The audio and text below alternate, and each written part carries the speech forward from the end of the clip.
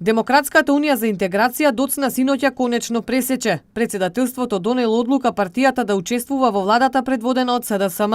Ова следува после долгите маратонски состаноци на раководството изминатиот период, во кој вела целосно се исцрпеле дебатите за сите опции.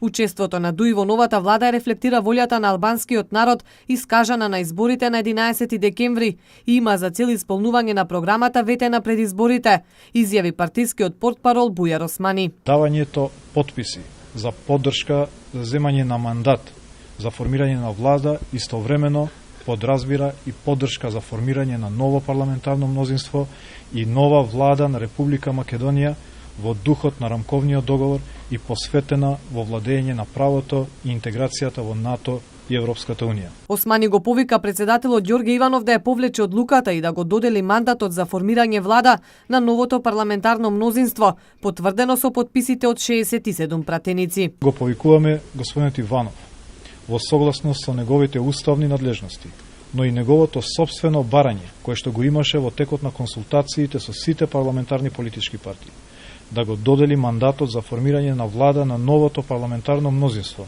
потврдено со подписите и на 67 пратеници од Собранието на Република Македонија.